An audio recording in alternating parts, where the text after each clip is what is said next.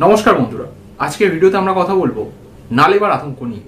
যা 1990 দশকে কর্ণাটক অঞ্চলে দেখা গিয়েছিল। এই নালেবার আতঙ্ক কিন্তু পুরো কর্ণাটকের অনেকগুলি গ্রামকে আতঙ্কগ্রস্ত করে তুলেছিল।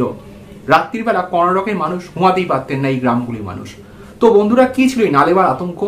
এই নালেবার আতঙ্ক ছিল রাত্রি 2টো থেকে 3টে নাগাদ প্রত্যেকটি গ্রামগুলিতে যে বাড়িগুলি ছিল, সেই বাড়িগুলিতে একটি বিধবা মহিলা খটখট করতেন দরজায়, এবং যখন যে বাড়িতে তিনি টার্গেট করতেন সেই বাড়িতে যারা মানুষজন রয়েছে তাদের খুব কাছের বাবা মার গলা নকল করে সেই মহিলা ডাকতো। যদি ভুলবশত কেউ সাড়া দিয়ে দিত না, তাহলে কিন্তু পরের দিন তার মৃতদেহ পাওয়া যেত।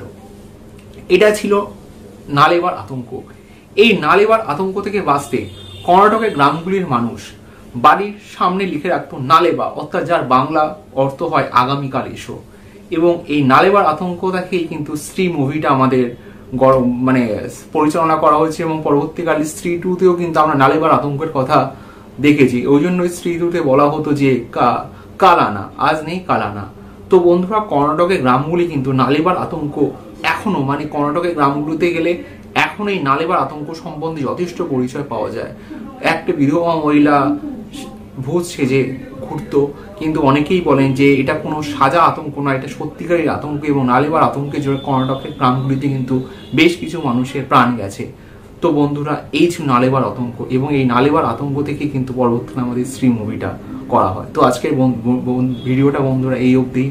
আপনাদের সঙ্গে দেখা হবে আগামী পর্বে অন্য একটা ভিডিও নিয়ে।